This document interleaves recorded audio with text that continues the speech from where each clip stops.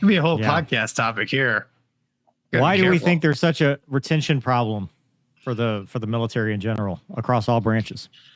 I can only tell you why I got out of active duty, and that is because I didn't have faith in my leadership in the Navy. That's the main reason why I got out. People first, mission always. That's what they always say, right? People first, mission always. But they had it in the Navy. Right until they don't. It was recruit the sailor, retain the family back then, and it it was laughable because I'm like, you guys do a really bad job. You know, I saw a lot of families get destroyed, basically. Well, it boils down to options, right? What options did you have? You could stay in, and you either like it or you don't, or you could move on. And it's always cyclical. They always talk about the Guard Reserve, especially. It's cyclical. How are the airlines doing? If the airlines are doing well, pilot retention is not that great because you can go make more money, work less, be home more on average, and go get your third ex-wife and your 15th boat and, your second house and all that stuff, which, by the way, when I was in training, they said always keep your FO wife and your FO house. So, or husband, whatever technique on it. But my point being is sometimes it's just economics. It's just, hey, Uncle Sam can never match the Cadillac a month club or what it used to be. I mean, not that you're doing that now. Casmo, you actually talked about this topic or brought it up when we were chatting. What's your take on this? I think it's culture, right? And I think it kind of talks about what Gonky's talking about. It's, I'm sure I can summarize why you guys joined the military to fly jets, because you wanted to fly jets, right? You wanted to do the mission. And it's the same for guys in the Army. It's the same across the board for pilots. And so it's like, I want to join to fly. And so when you start finding out that that's not necessarily 100% what they want you to do all the time, that's going to affect you. In the Army aviation gets used a lot. Like it's the most requested thing from ground force. Like we want Army aviation to be there. So we're constantly being sent out to do these training events. Like we'll come off a deployment and immediately go into a training rotation at the National Training Center, Joint Readiness Training Center or something. And so, like you said, you're away from home quite a bit, which you're still away from home in the airlines a lot too. But there's a balance of when I'm home, I just got home a couple of days ago, I don't need to pick up the phone for the next, week or so. And I'm making decent money to do what? It's the easiest job in the world. And I worked at Kentucky Fried Chicken. I'm telling you, this is the easiest job I've ever had. But I think it boils down to, I always make this joke that the Air Force has been proving to us for years that money is not the issue, right? Because I've seen the bonuses thrown out at dudes. You're going to tell me that I don't want to fly an F-16 anymore, or whatever, and this amount of money is not going to keep me in the cockpit. That tells me it's a culture issue. There's something going on internally. Maybe it's family, maybe it's, whatever. Maybe it's leadership, because maybe I've had one or two bosses that I didn't really trust either, and I didn't think that they really were interested in taking care of me. Money's not the issue. And I don't think guys are necessarily going to the airlines 100% because of the money. I think they are just going because they can do something else with their life. I talked to a guy not too long ago. Yeah, I talked to a guy who flew F-14s on the podcast, and he went to the airlines. He's been there for a long time. And he was like, I'm not in the airlines to fly. He's like, I'm in the airlines because it allows me to do things that I want to do.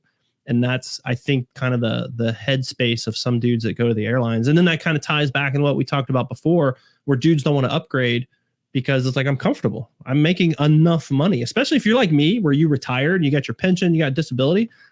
I don't need to make that much. But what I do need is to get the schedule that I want and be happy. If the amount I'm making is fine. So, well, yeah. I'll say from the air. Sorry, dude. Go ahead, Gonky. Go ahead. I was going to say, Casmo's right. When I got out, it was, I turned down, it was $25,000 a year bonus for the next 5 years, promotion to active duty 04, which is another $800 a month. I mean, right. They throw money at you, and it's, my friends that took it, there's a couple new Beamers in the driveway, the next day kind of thing. And it wasn't the money. And at the end of the day, Casmo, you touched on it.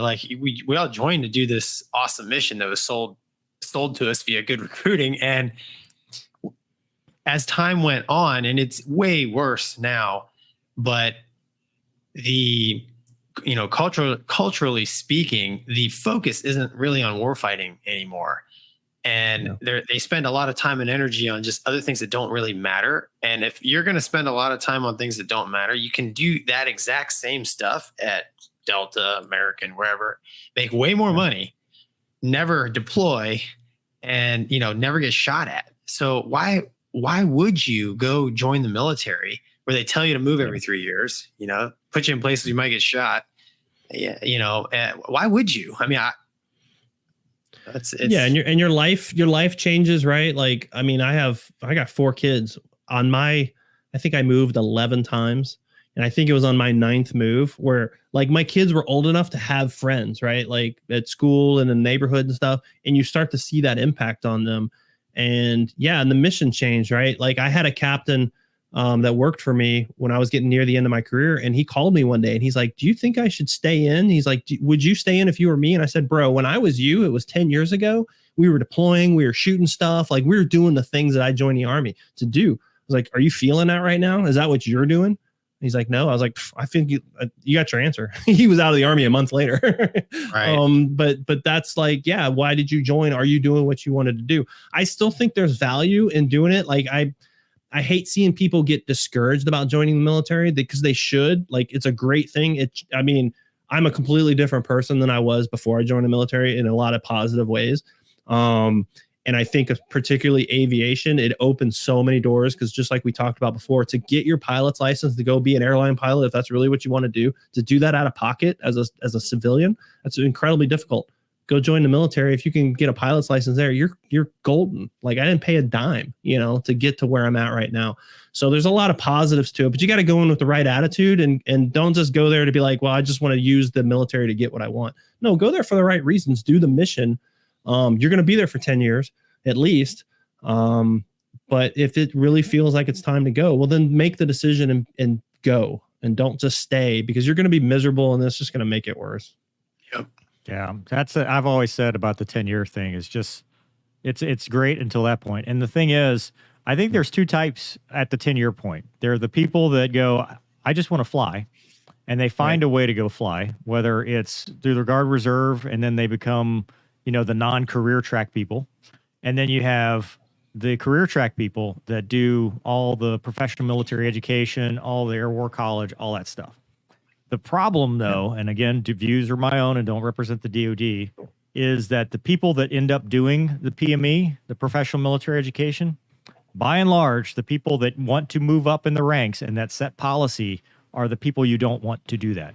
They are not warrior leaders anymore. They are not the people that the Robin Olds, because that's what, see, peacetime does that, right? Because we get people that just want to be trigger pullers and want to go and fly jets and do cool stuff with airplanes and become experts in their field.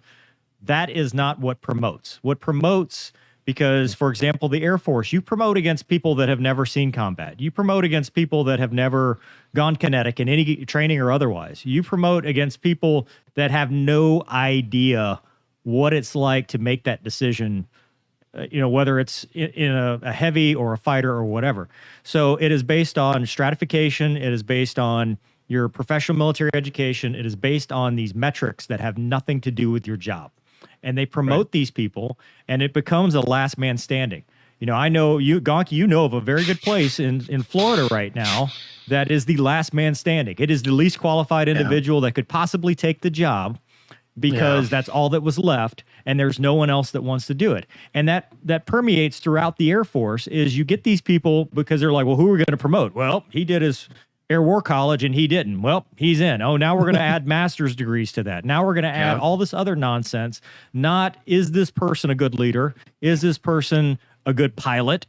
Is this person good at what they're doing? It's just simply, did they check the squares? And then they get into positions that are now policy makers. They start directing policy that has nothing to do with the job. It has nothing to do. It is all about, well, I know how to play these political games. I know how I knew him here and I'm going to help him out. I'm going to give him top cover or give her top cover. It is political. So you get to these situations where unqualified people are in the highest ranks, and they should not be directing policy. And so people get out because they're like, if I can't do my job, why am I doing this? Why am I even here if our focus is everything but the mission? Hypothetically, of course, right, Mover? For legal reasons, that was a joke. None of that. Yeah, there's nobody. Everybody above me is cool. They're all good I love dudes. Everybody. Solid. But I mean, my point being is it's very rare now that you get the people that want to do that because most people just want to go fly and that's it. And the Army did it with warrant officers, right? I mean, that was their career track.